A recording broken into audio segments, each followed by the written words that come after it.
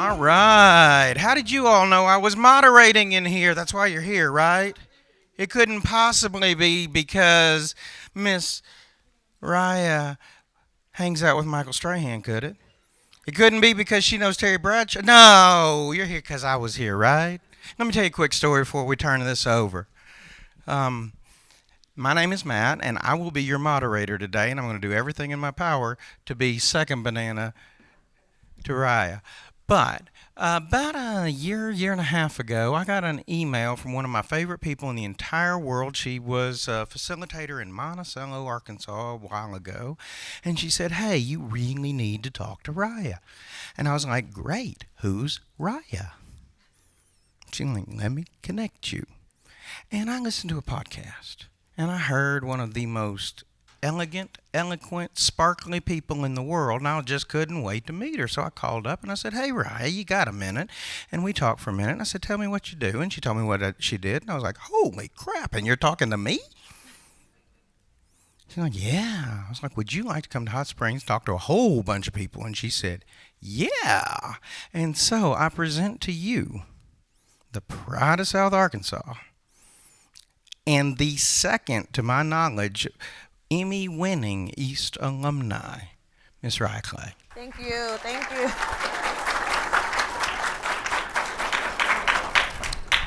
Thank you so much, Matt, for that lovely introduction. We did connect about a year ago, and it's such a pleasure to be here.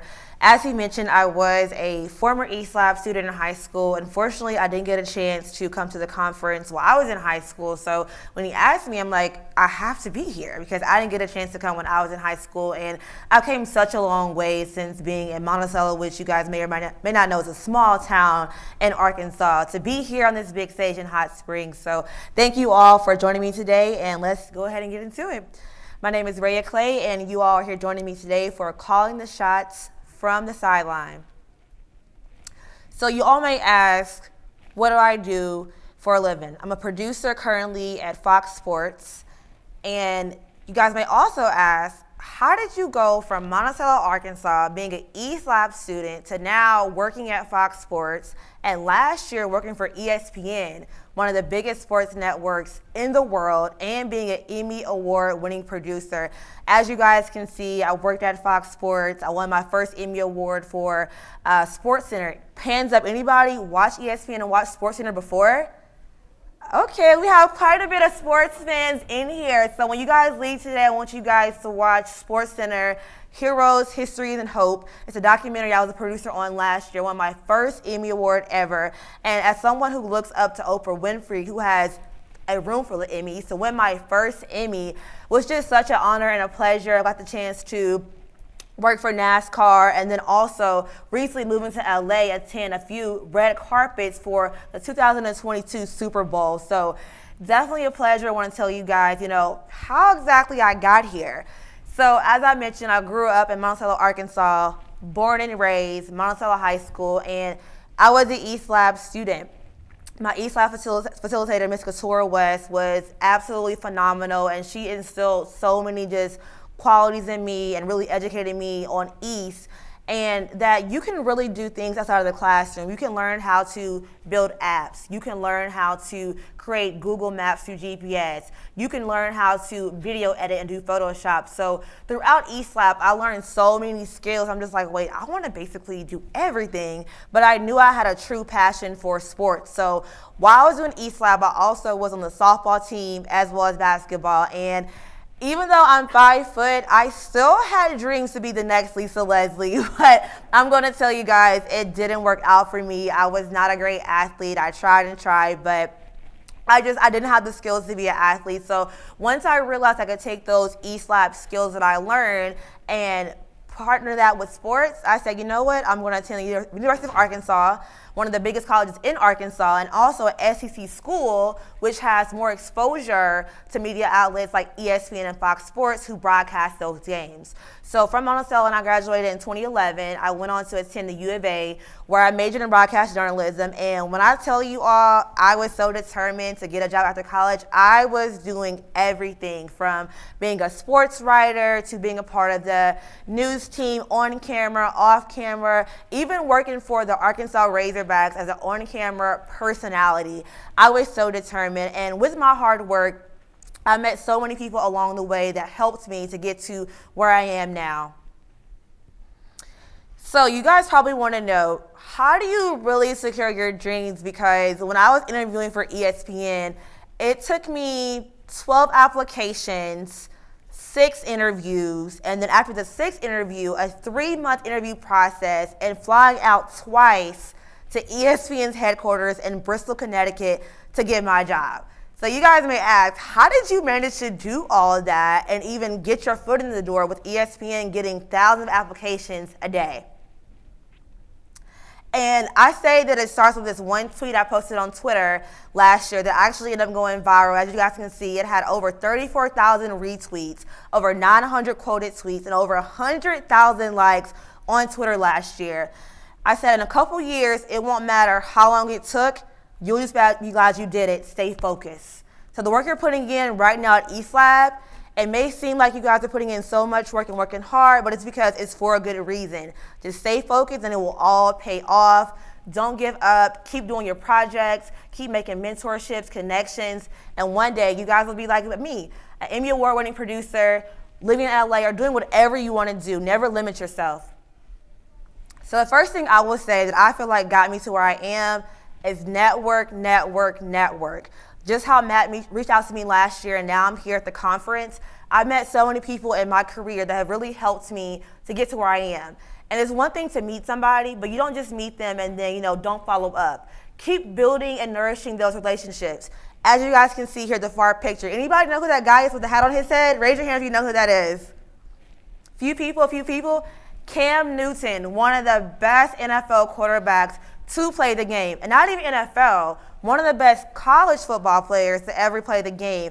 I was actually living in Charlotte, working for Fox Sports the first go around, and got invited to a charity dinner and met him there. To this day, Cam and I still keep in touch. So when I tell you guys that networking plays a long way, when you meet these people, even with me, ask for my email, my LinkedIn. I'm here to help you guys. So whoever you meet along the way, don't forget to still reach out to them and build those connections. Moving forward to the middle picture. This was me in college, a University of Arkansas student. I got an email from ESPN to work a game as a stage manager, kind of how these guys are here in the back with the production crew. And I said, you know what? I'll do it. I'll operate a camera. I met a mentor from that, a lifelong mentor, Trevor Tao, who actually ended up helping me to get my job at ESPN. That was from college in 2015 to now. So when I tell you guys that making relationships goes a long way, it goes a long way. And then we have my last picture here at a charity dinner in Charlotte. If you guys look in the back, you'll see a guy with his head turned. That is Muggsy Bogues, the shortest player to ever play in the NBA. Anybody ever watch Space Jam? Either the new one or the old one? Okay, a lot more people have watched Space Jam. So if you guys watched the original, Muggsy Bogues was featured in Space Jam. Also, one of my lifetime mentors. I met him years ago. Until this day, we still keep in touch. So I tell you guys to network. Sometimes it's not what you know, but it's who you know. So continue now to email people, whatever interest you have in life, whether you want to be an app developer, a doctor, a producer like me, a reporter. Start meeting people now and making those connections you need to be successful. So this one I think is very, very important. Be specific on what you're looking for. I know in TV, there are actually more roles than you think. There are graphic designers, producers like myself, reporters, directors, camera shaders. There's a role for everything. So as you dive into the career that you actually want, be very specific in what you actually want to do. I feel that if you try to maybe try to do 5 things at once, you haven't really mastered that first thing yet. So I would say master that one thing and then try to expand out to other areas. And that'll really help you focus and get the dream job that you actually want. So this one is really, really important. Have your elevator pitch ready. Has anybody ever heard of an elevator pitch? Okay, a few people.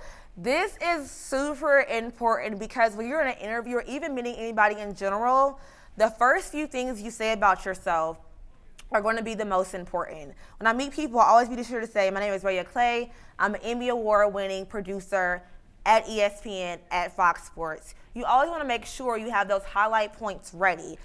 It's more so like, tell me about yourself, tell me about your background, but we want to know those highlights. What are your biggest accomplishments? What are your biggest achievements? We want to know what makes you unique.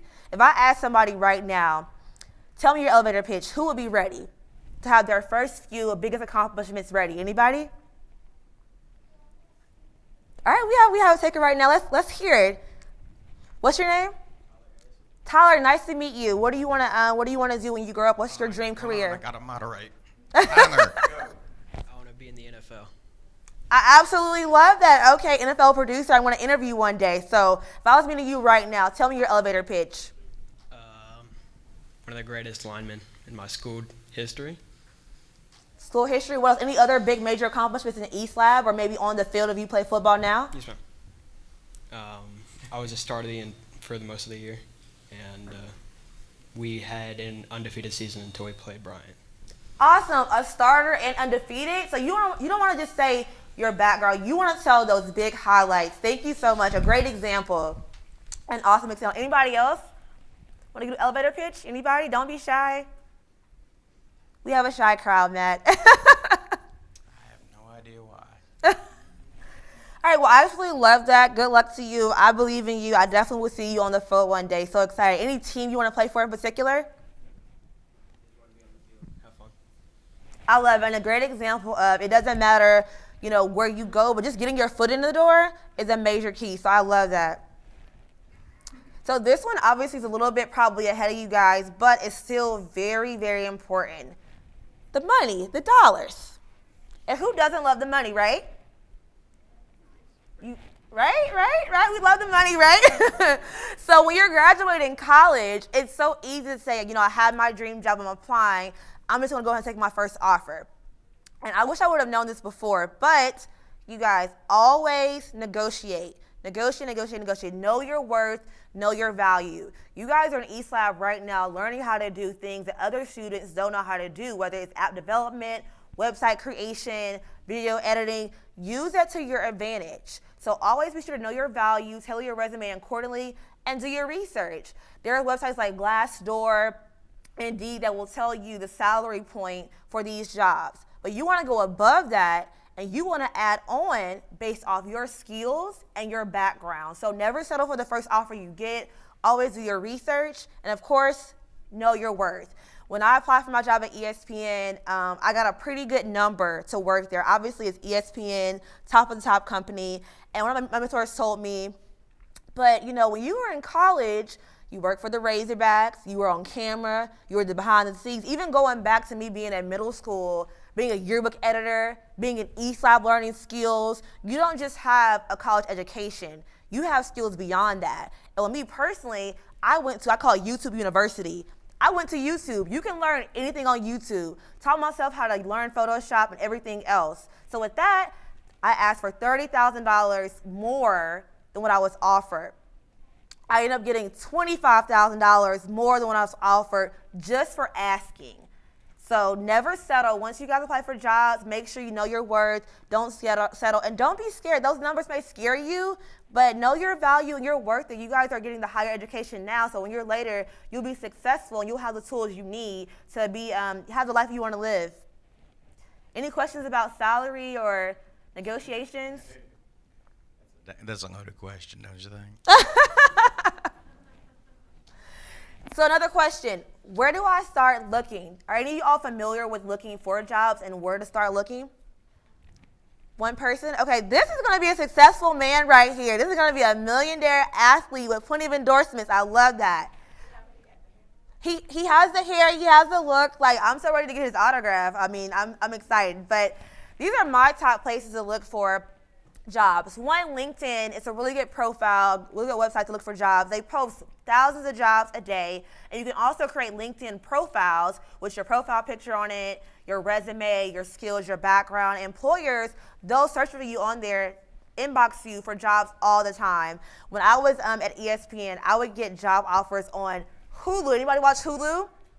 Netflix. Anybody Netflix? Nickelodeon. From these people just finding me on LinkedIn saying, okay, this girl, she, has a college degree, worked for ESPN and Fox Sports. My DMs are getting flooded on this website alone for these jobs paying like $80,000, $100K. So I would definitely advise going on LinkedIn.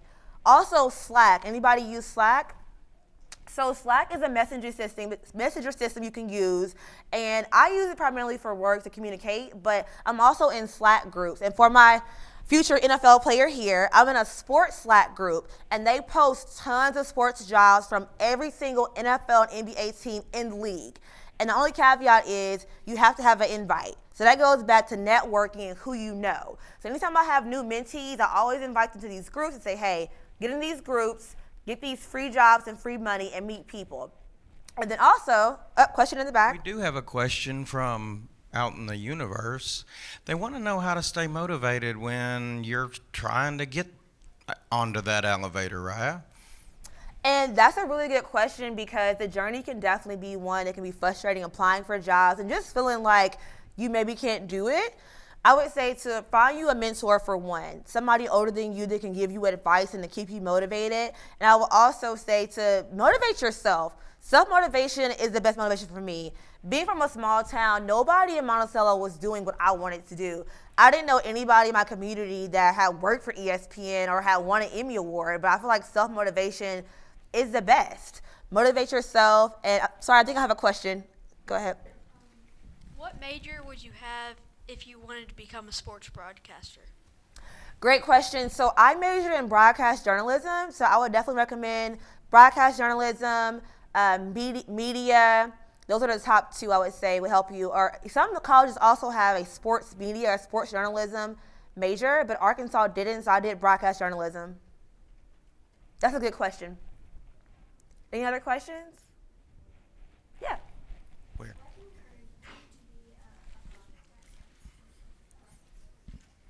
Can you repeat it back? Yes. Oh, you can go ahead and give her the mic. Yep. What encouraged you to do the job you're doing now? That's also a great question. I feel like with me, like I said, not being the best in sports and not being athletic, but me still having a passion for sports. I was a big LeBron James fan whenever he first went back to Cleveland. So just watching his game and being a huge NBA fan, it really encouraged me. And then also as a woman, I just felt like there weren't a lot of women in sports. Even the WNBA doesn't get that much attention. But I feel like obviously women, we're still equal. And I also wanted to be a voice in sports for women as well. How old were you whenever you started your first job? When I started my first job, I was 23 years old. So my first job out of college was at Fox Sports. I was there for a few years, and I went to ESPN, and now I'm back at Fox Sports, but now I'm at Fox Sports' headquarters in Los Angeles, California.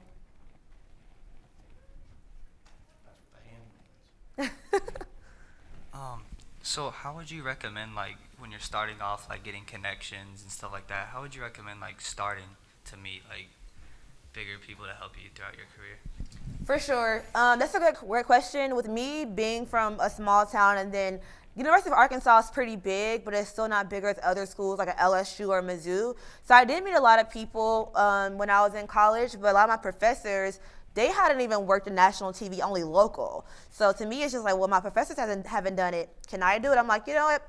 I can think outside the box. I would go to social media. So Twitter, Instagram, that's honestly a great place to start. I know people use even TikTok for dances and trends, but there are so many people who work in the NFL as producers, reporters, and they're on TikTok. So I would say social media, just, do a cold email or a cold message. Hey, my name is Bob Smith. I love what you do for a living. I want to be like you when I grow up. How can we do a one-on-one chat on Zoom or through the phone? And just pick their brain for 15 minutes. Like I mentioned earlier, once you meet them, don't forget about them. Continue to follow up and build that relationship up. So social media is the best way, I would think. Any more questions? I've been going. Yes. How did you, this goes back to being motivated. This goes back to being motivated.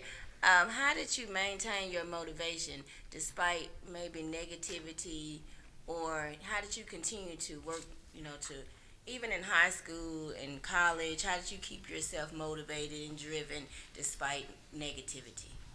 That is an excellent question. I would say, for one, my mom, who I don't think she's made it here yet, but my mom being a single parent, just like her working so hard for me to, like, have great things in life, she definitely motivated me to work hard and be successful.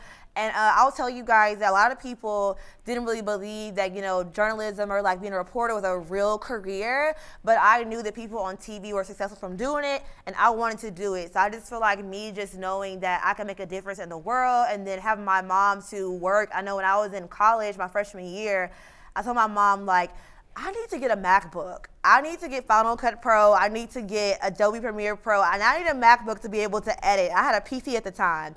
And my mom, she like worked 2 jobs and saved up, and she bought me a MacBook, which, as you guys probably know, is over $1,000 computer.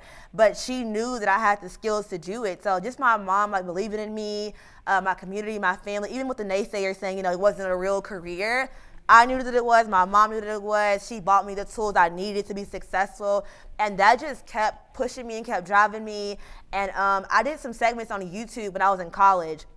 Ronnie Brewer, he played at the University of Arkansas, but now he's a retired NBA player. So I had a Boys and Girls Club job one summer, and Ronnie Brewer was there like volunteering. So I went up to him and I was like, hey, do you mind if I interview you for my YouTube channel? And he just said yes automatically. So people like him who, like, had status, former NBA player, didn't know me from a can of paint, but believed in me. Things like that kept me going. The interview went on YouTube and had over 1,000 views. So little things like that I was just doing on my own. It really kept me pushing. How did East play into that? So East was my first exposure to technology. Before I even had my first computer, I was involved in East Lab. And my facilitator, Miss Couture West, she really, really believed in me. And we had my first project, I think, was a missing child ID project. So we went over to one of the preschools in Monticello, and my first time using a camera, I took pictures of all the students there, and we made like missing child ID cards for the students. So in case the kids went missing, we created those. So it was my first time, using photos, Photoshop, Microsoft Word, and really just putting like a project together.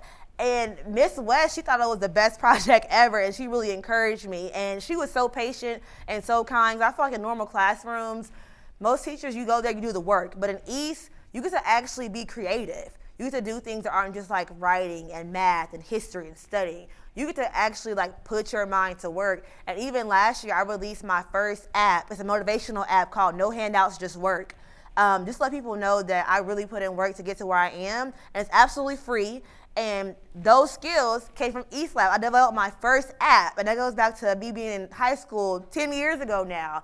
I'm now developing an app, and that all came from East Lab. So shout out to East Lab because they've helped me so much. I saw you first, so we're going to do that. How's that sound? What college did you go to get to where you are in your career? University of Arkansas, go Razorbacks. Woo Pig Suey! So we do like media coverage of our football team and basketball team. And what would you say would just be something generally that would make that media coverage better? That is a really good question. I would say the creative part is a big key in it, because obviously anybody can shoot a camera and put a package together. But what are you adding to that video to make it better? What graphics is huge. So I would encourage anybody, whether you want to be behind the camera or in front of the camera, learn how to enhance your video quality. Graphics, even fonts is a huge thing. The fonts that are really compelling, music, audio. Make sure your audio is very crisp. Graphics, all that is it really helps your video be better. Okay, while I'm making my way up to you, there's a question, and I thought it was a really good one. You meet Ronnie Brewer. You run across these people in the Fox lot, and you're saying, hey, I'm Raya. How do you build on that? How do you keep those connections, and how do you not become a bug that they don't want to talk to? That's a really good question. I would say with networking or even with mentorship, make sure you're being of value. So obviously Ronnie, he let me do the interview. So my next thing is, for one, we're going to keep in touch. I'm going to schedule maybe every couple months a coffee chat via Zoom or a phone call and say, hey, how's it going? How's life? Just check in and build that actual organic relationship. But two, how can I help you? I'm a young college student. You're a retired NBA player. And he does so much in the community. He has a community event in Fayetteville every single year. Do you need an extra video person? Do you need a volunteer for your NBA camp you have every year? I would love to help. I want to be in sports one day. How can you be of value to these big name people? So always make sure you're actually pouring back into the people that pour into you. Okay. So, which one of your projects do you think played into your career the most? From high school or college or just in general? Just in general.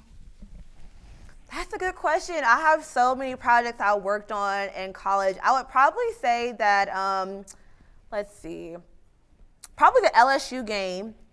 I was an on-camera personality for LSU because I had aspirations of being on camera, and I still do things here and there. But that was such a big game. If you guys know anything about Arkansas LSU, it's a huge rivalry, and whoever wins every year gets the big golden boot. So for me to be able to be on camera doing a pregame show for that huge game was probably my favorite memory working in sports before I became a producer in TV. How do you get past the nerves of just everything? Because That's a really good question. Sometimes it does get hard. Even with me, I get nervous sometimes. Even for interviewing for jobs. Like I said, with ESPN, I interviewed for that one job for over 3 months. And it's 5 people interviewing you at one time asking you these really intense questions. And you have to think on your feet. I would say be prepared, be knowledgeable, study. Even with sports, you probably know sports in and out. But it's not about knowing the game. It's also knowing what's current. One of my questions was, what are the top 3 things that happened in sports this week? So always be on your toes, always study, do research, and never stop learning. Even me, I'm always learning. Even though I'm Emmy Award winning, I'm a producer, but you should always want to learn. The more you learn, the more you can grow, the more success you have. So never be scared to learn more. What do you think is the best advice that you could give to somebody who's younger? The best advice? Well, I have so much advice. I feel like I'm 28, but I have an old soul at heart. The biggest It's 28. The biggest advice that I would have to anybody in general to say, actually this quote I have here, and I want to tell you guys, do what you love and you will never work a day in your life. So it doesn't matter if someone thinks that what you want to do for a living is a bad idea or maybe not make the most money. If it makes you happy, I would say go for it. Have you a set plan, study, research, get your education, and just do what you want to do because you can be successful these days doing anything. There are TikTokers out here, YouTubers who are millionaires. So if you want to be a vlogger, a dentist, a reporter, I would say do what actually makes you happy. Been a reporting, vlogging dentist. How did you introduce yourself to people in general, but also to celebrities? When you meet them, how did you introduce yourself? That's a good question. For the most part, to say hi, my name is Raya Clay. I'm a talent producer at Fox Sports. Keep it pretty simple. And honestly, I meet a lot of celebrities and athletes, and most of the time they're trying to get to multiple people. So you want to keep it pretty quick. Your name and then your title for work.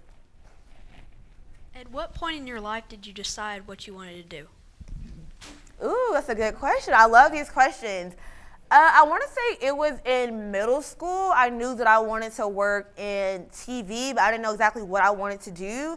And then in high school, I said, I want to work in sports. After being so horrible in sports, not being the best, I said, I can actually do this for a career. So in high school, I was like, you know what? This is what I want to do. So when I went to college, I was like, I need to do everything to get a job at the high school. Sports writer, video production, on camera, off camera, everything. My mom will tell you, she's back there, she will tell you I was doing everything that I could to get my face in front of everybody I could to work in sports. I knew being a woman and being a minority as well, it was going to be a little bit harder for me to get an ESPN job. I thought it was almost impossible at first, but I did it. Do you have any tips on commentating and sort of making questions for a report? That's a good question. I would say to again, do tons of research. Even for me now, even though I'm not on camera, my current job is a talent producer. So I actually do write the scripts for talent. So they actually read what I say, and I'm the one giving them the research on camera. So I'm always looking up stats, Bleacher Report, ESPN, and also like use other outlets as well, kind of study what they do. Obviously don't copy, but you're trying to see what's trending right now, what's the hottest topics, like where are people into right now. So do your research, study, read a lot. Was there ever really any point that you were just kind of like, oh, I don't think I'm going to do this anymore? And Yes, it was. Yes. She was in the Atlanta airport. Most people give up in the Atlanta airport at some point in their lives. Oh, that airport, yes. So I started my career. Well, I was at Fox Sports, ESPN. I knew that was my dream. That was my dream job, and I had already applied to ESPN 5 or 6 times. And I had a mentor there. He actually got me the interviews. He got me in the door. But I don't know what I was doing wrong. I still could not get the job. So after 5 or 6 times applying for the same company, you're kind of just like, is this really meant for me? But I knew it wasn't me. It just wasn't my time. So it's just like, delayed, not denied. I didn't get the job right then, but I knew it was still for me. So I just kept applying for the job. And like I said, I actually, 2019, 2020, I had 2 interviews. They flew me out twice in 1 year. The first time they flew me out, I ended up not getting the job because they said I was overqualified. Can you guys believe that? Yeah. ESPN told me I was overqualified because during those years they were denying me. I was learning more and more skills. So the job that I thought I was qualified for, really, I'd already surpassed that. So I'm just like, wow, overqualified. But at least, the top company, they turned me down for a good reason. And a month later, they reached out to me.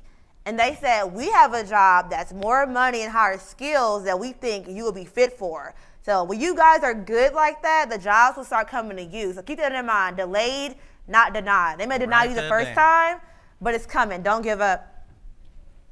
Has being a woman affected where you have been now? Has it made it any harder? I would definitely say it's been harder. As a woman working in sports, people may doubt your knowledge of the game or think you may not know as much as a man since football is more primarily a man's sport. But I would say as a woman to always be confident and always know that you deserve to be in any room that you're invited to. So always keep your head up high and know that women can do anything. Well, when you're interviewing LeBron, you have to keep your head up real high, right? Right. Okay. So I have 2 questions. Every school you went to, were you in East? So I actually only went to Monticello High School, and then I was in East Lab the whole time I was in high school. It was a while ago. We weren't quite as. Yeah, that was years ago. I'm old, so that was a while. Yeah, she's 28. So whenever they said you were overqualified, how'd you take that? As a bad compliment or a good compliment? I mean, I was a little bit disappointed because, I made it to the last round of the interview process, and that's when ESPN actually flies you out to their headquarters. They pay for your hotel, pay for your rental. They give you the whole, the whole thing. So I was like, wow, I made it this far, and then, I'm overqualified. So I was disappointed, but I knew in my head that the next time they reached out to me or I applied, that I was going to get that job. And luckily, they sent a job to me that wasn't even posted on the website. They sent me a job to say, hey, we want you to apply for this. So I was a little bit, down at first, but I, in my head, knew, it was going to work out for me. And it happened only a month later.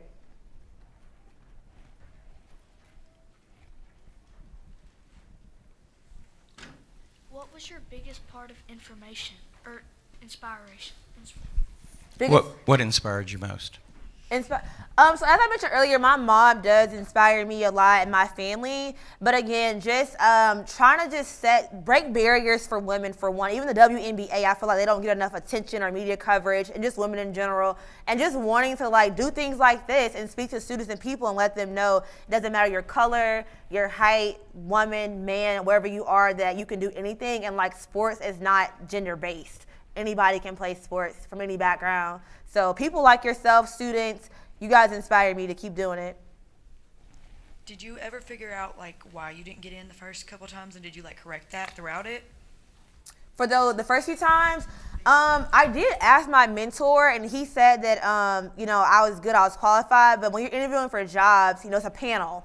So I just didn't get enough votes to, get the job. So it wasn't anything that I really did. It was just somebody, I guess, that maybe had more skills than me, or they may have known more people than me. Because, again, networking, who you know sometimes can hold more weight than what you know. So I said, meet people, meet everybody, because you can have like, only one previous job, but know the CEO or the VP, and they can get you in. So meet people everywhere you go. Did you have any downfalls in your career?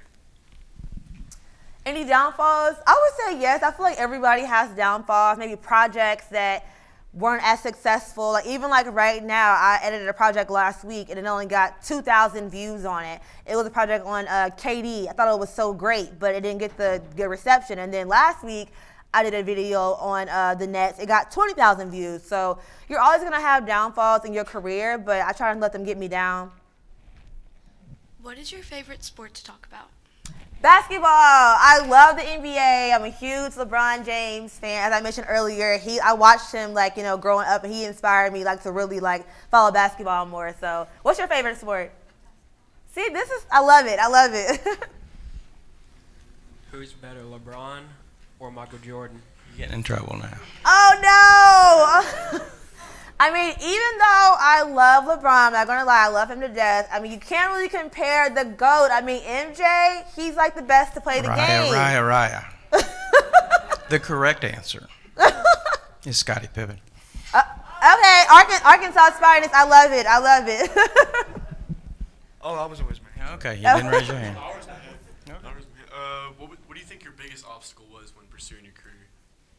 The biggest obstacle, I really think being a woman is honestly my biggest obstacle for that, for sure. And then also coming from Arkansas, like I said, people who went to Mizzou, LSU, Texas Tech, I feel like ESPN and bigger networks covered those schools more, and they had more exposure and bigger media programs than I did, so they had an upper leg on me. So I was doing that, back in homework on YouTube University and teaching myself, after school. So I feel like just not having the tools, but again, if you don't have the tools, create the tools. Create your own podcast, create your own YouTube channel, make your own opportunities if you don't have them in front of you.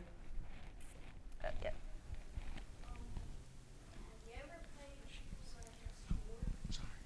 Yes, I played basketball up until middle school, and then I played softball up until high school. Again, was not the best. I was fast, but not the best athlete. You were just speaking about sports and everything. What really got you away from it? What made you quit focusing on sports and then going to the broadcasting it? I think once I realized, again, I really wasn't that great in sports, and that I had to do some more research on the sports end, because obviously I knew how to play the game, but NFL, I had never played football before, so I knew it was time for me to take more focus on learning about football, baseball, soccer, because I didn't want to just be a sports reporter or a producer that knew one sport. I wanted to know how to do everything, because the more you know, the more opportunities you get. Okay, Raya. We're coming up on time. We've still got some questions and stuff. So, okay. is there any possibility that they could get in touch with you not here today? If they've got questions later, we didn't get to those questions today, how do they ask you a question? I don't know. She's a Twitter influencer, so how do we find you, ma'am? Of course, I actually would love all of you guys to please email me. If you guys want to write my email down, it's my first name, Raya. All right, let me get pens and paper. I'll see them going. I'll give you guys a second. They're getting their phones out there. Or phones. Yeah, that group. All right, so email is my first name, Raya, the letter O, and then my last name, CLAY, @gmail.com. And then raise hands, who has Twitter or Instagram? All right, so my Twitter and Instagram is the exact same. It's going to be Raya and then underscore CLAY. Same on Twitter and Instagram. So please feel free to email me, DM me on Twitter, Instagram. I do respond back. I'm happy to answer any just career questions in general about sports, TV. Happy to help you guys, and thank you so much again. Oh, one more question, I think, too. Okay, we're gonna do. Well, I'm gonna ask the question that I saw come across, because apparently the hometown team, when you were in Bristol, they gotta know. Did you ever meet or interview the most polarizing quarterback in the history of the league? Tom Terrific. I did not, unfortunately. Okay. I did not. I wish I could have, but I did not. So my question is about the email. What part is capital and stuff? Oh, it's fine. No. Oh, you can just do it all lowercase and it'll be the same. So yeah, Okay. RayaO'Clay@gmail.com. The internet knows. The internet knows. They'll know it's me. All right. Thank you, everybody, for coming out. I will tell you that, Raya, They're thinking it. They're thinking it, but somebody wrote it down there. You are an inspiration. Thank you, ma'am. Thank you, guys. Thank you.